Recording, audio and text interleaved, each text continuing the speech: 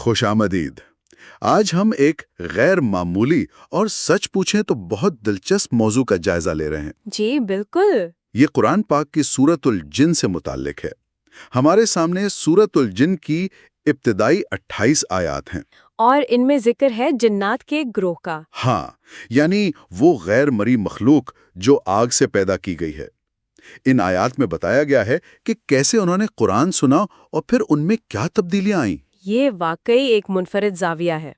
یہ آیات ہمیں نہ صرف جنات کے احساسات اور آپ کہیں ان کے عقائد کی ایک جھلک دکھاتی ہیں، بلکہ اسلام کے بنیادی تصورات کو بھی ایک بالکل مختلف زاویے سے پیش کرتی ہیں۔ بالکل توحید، رسالت، آخرت، ان سب کو ایک نئے انداز میں سمجھنے کا موقع ملتا ہے۔ تو آج ہمارا مقصد یہی ہے کہ ان آیات کی گہرائی میں اتریں، سمجھیں کہ جنات کا تجربہ کیسا رہا، انہوں نے قرآن سے کیا سمجھا، کیا محسوس کیا، اور اس پورے واقعے میں ہمارے لیے کیا اہم اسباق ہیں۔ چلیں اس دلچسپ بیان کو کھولتے ہیں۔ یہ ایک ایسی مخلوق کا رد عمل ہے جو ہم سے بالکل مختلف ہے۔ اور دیکھیں، اس میں خاص بات یہ بھی ہے کہ قرآن یہاں جنات کے اپنے الفاظ نقل کر رہا ہے۔ اچھا، جی، اسے ہمیں ان کے فوری تاثرات، ان کی سمجھ اور قرآن کے کلام کی جو تاثیر ہے نا، اس کا براہ راست اندازہ ہوتا ہے۔ یہ گویا ان کی اپنی گواہی ہے۔ واہ! تو آیات کا آغاز ہی اس خبر سے ہوتا ہے کہ جنات کے ایک گروہ نے قرآن سنا۔ اب پہلا سوال تو یہی آتا ہے کہ بھئی ایک بالکل مختلف مخلوق، ان کا رد عمل کیسا رہا ہوگا؟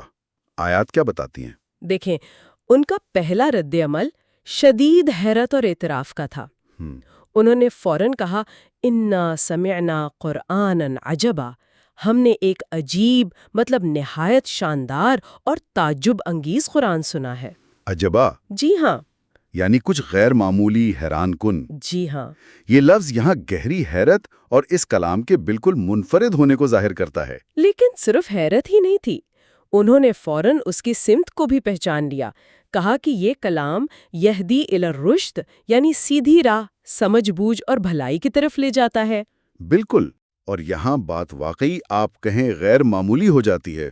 انہوں نے صرف تعریف نہیں کی بلکہ فوراً ایک بڑا فیصلہ کن اعلان کر دیا۔ جی، فوراً کہا، فآمنا بہ ولن نشرک بربنا احدا، پس ہم اس پر ایمان لے آئے اور ہم اپنے رب کے ساتھ ہرگز کسی کو شریک نہیں ٹھہرائیں گے۔ یہ تو بہت فوری تبدیلی ہے۔ بہت فوری، اور یہ بہت کچھ بتاتی ہے۔ پہلا اہم نقطہ تو یہی ہے کہ سچی ہدایت اتنی واضح اور طاقتور ہوتی ہے کہ وہ فوراً پہچان لی جاتی ہے، اور پہلے سے موجود غلط فہمیوں کو ختم کر دیتی ہے۔ بالکل۔ ان جنات کا فوراً ایمان لانا اور شرک سے مکمل بیزاری کا اعلان کرنا، یہ خود قرآن کی حقانیت کی ایک دلیل ہے۔ اور پھر وہ توحید کی مزید وضاحت بھی کرتے ہیں۔ جی ہاں، ان کا یہ کہنا کہ ہمارے رب کی شان بہت بلند ہے، اس نے نہ کوئی بیوی بنائی ہے نہ کوئی اولاد، یہ ظاہر کرتا ہے کہ توحید کا تصور ان پر فوراً واضح ہو گیا۔ گویا قرآن سنتے ہی وہ بنیادی سچائیاں ان پر کھل گئیں جن سے شاید وہ پہلے یا تو ناواقف تھے یا غلط فہمی کا شکار تھے۔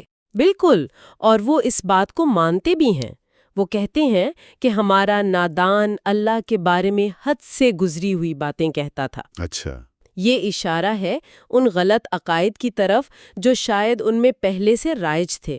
اور پھر وہ مزید وضاحت کرتے ہیں کہ ہمارا گمان تھا کہ انسان اور جن اللہ پر کبھی جھوٹ نہیں بولیں گے۔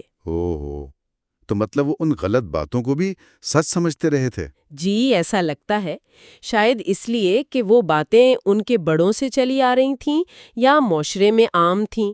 تو یہاں دوسرا اہم نقطہ یہ نکلتا ہے کہ وہی جو ہے وہ معاشرے میں پھیلی ہوئی غلط فہمیوں اور جھوٹے عقائد کو چیلنج کرتی ہے اور ان کی اصلاح کرتی ہے، چاہے وہ کتنے ہی پرانے کیوں نہ ہوں۔ بالکل۔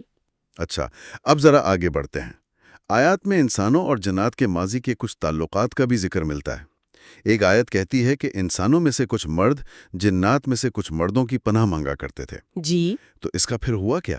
اس عمل کا نتیجہ کیا نکلا؟ نتیجہ منفی نکلا۔ قرآن بتاتا ہے فَزَادُوهُمْ رَهَقًا، تو انہوں نے یعنی انسانوں نے ان جنات کی سرکشی اور تکبر میں مزید اضافہ کر دیا۔ اچھا، مطلب مدد مانگنے سے الٹا ان کا تکبر بڑھ گیا؟ جی ہاں، یہ بہت گہری بات ہے۔ تیسرا اہم نقطہ، اللہ کے سوا کسی اور سے مدد یا پناہ مانگنا یہ نہ صرف مانگنے والے کو گمراہی میں ڈال سکتا ہے، بلکہ جس سے مدد مانگی جا رہی ہے اس کی بھی گمراہی اور تکبر کو بڑھاوا دیتا ہے۔ بالکل، یہ شرک کا ایک عملی پہلو ہے جو دونوں فریقین کے لیے نقصان دہ ہے۔ اور اسی ضمن میں ایک اور عقیدے کا بھی ذکر ہے جس میں وہ شاید انسانوں کے ساتھ شریک تھے، آخرت کے بارے میں۔ جی ہاں، آیت 7 میں ہے کہ وہ یعنی انسان اور جن دونوں یہ گمان کرتے تھے کہ اللہ ہرگز کسی کو دوبارہ نہیں اٹھائے گا۔ یعنی مرنے کے بعد جی اٹھنے کے منکر تھے۔ جی، تو قرآن سننے سے ان کا یہ بنیادی عقیدہ بھی درست ہوا، توحید کے ساتھ ساتھ آخرت کا تصور بھی ان پر واضح ہوا۔ اچھا، پھر جنات ایک اور بڑی حیران کن بات بتاتے ہیں۔ ایک مشاہدہ جو شاید ان کے لیے نیا تھا، آسمان کے بارے میں۔ ہاں، وہ کہتے ہیں اور یہ کہ ہم نے آسمان کو ٹٹولا تو ہم نے اسے سخت پہرے داروں اور شہابوں سے بھرا ہوا پایا۔ شہاب یعنی ٹوٹتے تارے۔ پہلے ایسا نہیں تھا۔ وہ خود بتاتے ہیں کہ پہلے وہ آسمان میں خبریں سننے کے لیے کچھ جگہوں پر بیٹھ جاتے تھے، لیکن اب جو کوئی سننے کی کوشش کرتا ہے وہ اپنے لیے گھات میں لگا ہوا ایک شہاب پاتا ہے۔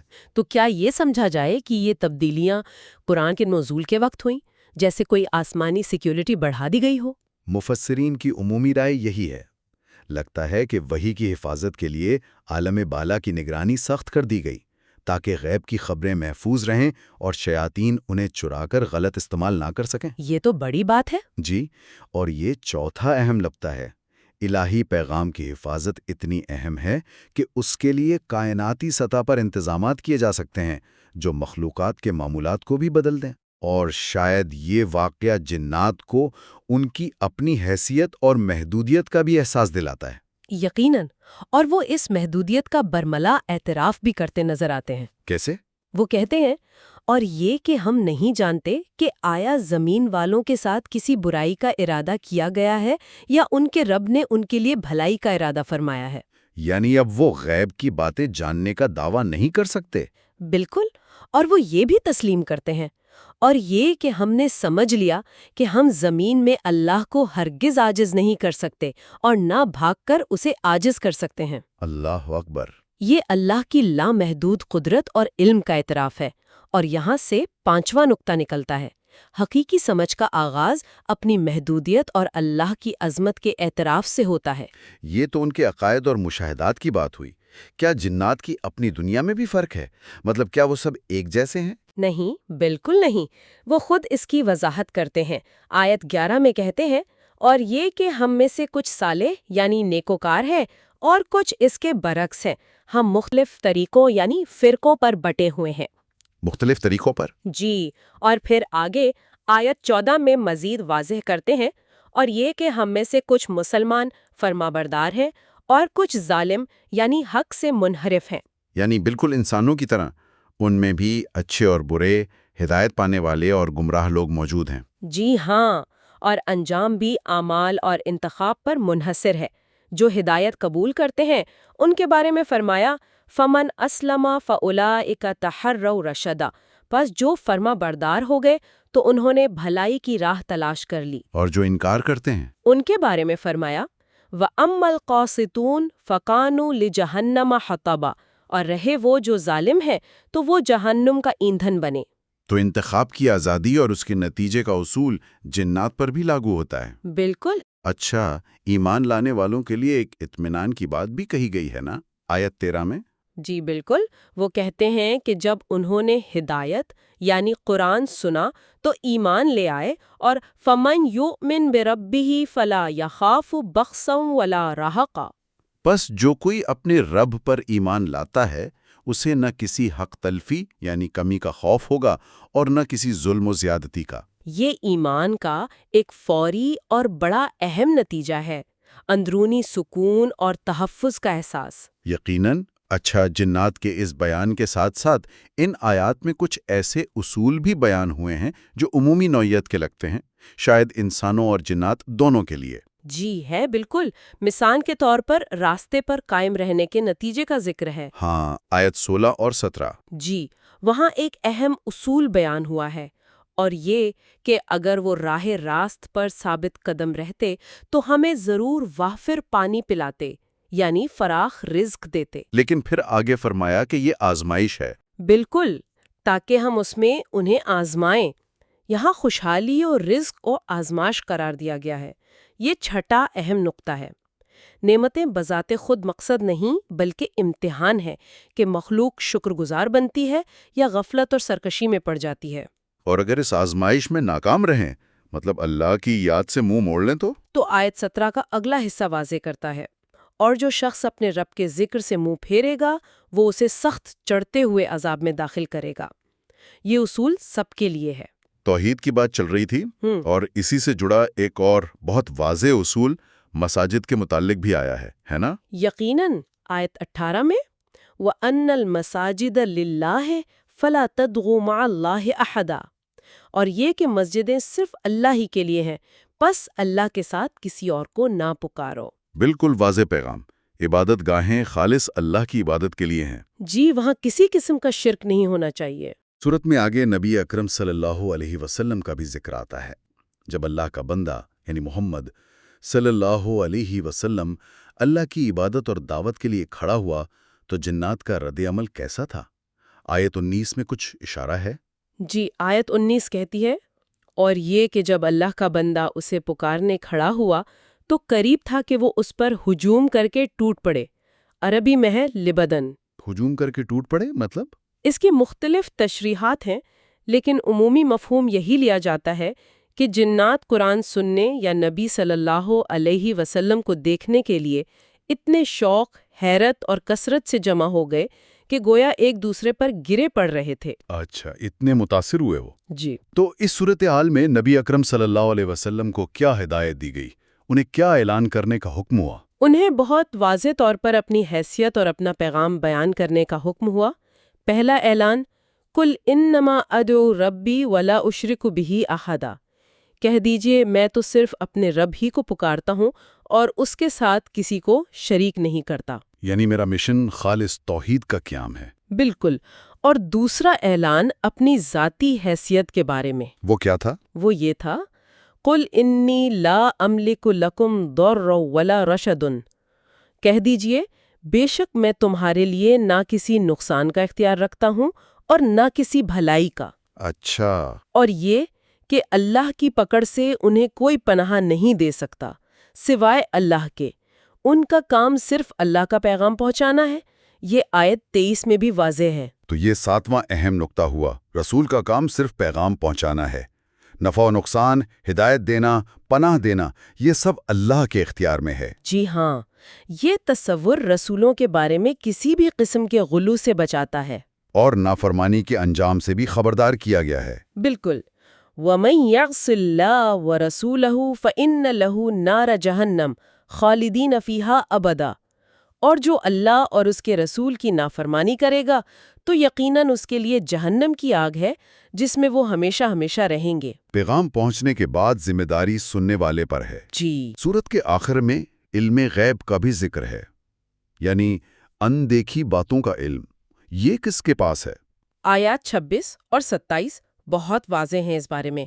عالم الغیبی فلا یظہر علی غیبہ احدا الا من ارتضی من رسول، وہ غیب کا جاننے والا ہے، پس وہ اپنے غیب پر کسی کو مطلع نہیں کرتا سوائے اپنے اس رسول کے جسے اس نے پسند فرما لیا ہو۔ تو علم غیب کلی طور پر اللہ کے پاس ہے۔ جی، یہ 8واں اہم نقطہ ہے۔ وہ صرف اپنے منتخب رسولوں کو وحی کے ذریعے جتنا چاہتا ہے بتا دیتا ہے، اور ان رسولوں تک وحی کی حفاظت کا بھی انتظام ہوتا ہے۔ جی، آیت 27-28 میں یہی ہے کہ اللہ رسول کے آگے اور پیچھے نگران یعنی فرشتے مقرر کر دیتا ہے تاکہ یہ ثابت ہو جائے کہ انہوں نے اپنے رب کے پیغامات ٹھیک ٹھیک پہنچا دیے ہیں۔ اور پھر سورت کا اختتام اللہ کے کامل علم اور ہر چیز پر اس کے احاطے کے بیان پر ہوتا ہے۔ بالکل، وَأَحَاطَ بِمَا لَدَيْهِمْ وَأَحْصَىٰ كُلَّ شَيْءٍ عَدَدًا، اور اللہ نے ان کے پاس جو کچھ ہے اس کا احاطہ کر رکھا ہے اور اس نے ہر چیز کو گن کر شمار کر رکھا ہے۔ سبحان اللہ۔ تو اگر ہم اس ساری گفتگو کو سمیٹیں تو ان آیات سے چند بنیادی باتیں کیا نکلتی ہیں؟ خلاصہ کیا ہے؟ میرے خیال میں چند اہم ترین نکات یہ ہیں۔ اول، قرآن کی تاثیر آفاقی ہے۔ یہ صرف انسانوں کے لیے نہیں، جنات نے بھی اسے سنا اور فوراً اس کی حقانیت کو پہچانا۔ ٹھیک۔ دوم، توحید کا پیغام مرکزی حیثیت رکھتا ہے۔ اللہ کی وحدانیت اور شرک کی نفی یہ قرآن کا بنیادی موضوع ہے، جسے جنات نے بھی فوراً قبول کیا۔ تیسرا نقطہ شاید جنات کی اپنی دنیا اور ان کی ذمہ داری سے متعلق ہے۔ بالکل، جنات بھی انسانوں کی طرح متنوع ہیں، ان میں اچھے برے ہیں اور وہ بھی اپنے اعمال کے جواب دہ ہیں۔ ہدایت کا راستہ ان کے لیے بھی کھلا ہے اور انکار کا انجام بھی واضح ہے۔ اور چوتھا، علم غیب اللہ کے ساتھ خاص ہے اور رسولوں کا کام صرف پیغام پہنچانا ہے، وہ ذاتی طور پر نفع نقصان کا اختیار نہیں رکھتے۔ اور پانچواں، اللہ کی قدرت کاملہ اور اس کا علم ہر چیز پر محیط ہے، چاہے وہ آسمانی تبدیلیاں ہوں یا مخلوقات کے اعمال اور نیتیں۔ جی، یہ آیات ہمیں یہ بھی سوچنے پر مجبور کرتی ہیں کہ ہدایت ایک شعوری انتخاب ہے۔ جنات کا فوری رد عمل اس بات کی مثال ہے کہ جب دلائل واضح ہوں اور تعصب نہ ہو تو حق کو قبول کرنا کتنا فطری ہو سکتا ہے۔ یہ قرآن کے کلام کی طاقت کا بھی ثبوت ہے۔ بالکل، کہ اس نے ایک پوری مخلوق کے گروہ کے عقائد بدل دیے۔ یہ واقعی غور طلب بات ہے، اور یہاں ایک سوال ابھرتا ہے جسے ہم سننے والوں کے لیے چھوڑ جاتے ہیں۔ جی، اگر جنات جیسی غیر مرئی مخلوق جو اپنی سرکشی اور مختلف راستوں پر چلنے کے لیے جانی جاتی تھی، وہ قرآن سن کر اس کی سچائی کو پہچان سکتی ہے، ایمان لا سکتی ہے اور اپنی اصلاح پر تیار ہو سکتی ہے، تو انسان جسے اشرف المخلوقات کہا جاتا ہے، جسے عقل اور شعور کی بہتر صلاحیتیں دی گئی ہیں، وہ اس کلام ہدایت سے رہنمائی حاصل کرنے کے معاملے میں کہاں کھڑا ہے؟ بہت اہم سوال ہے۔ اس پر ضرور غور کیجیے گا۔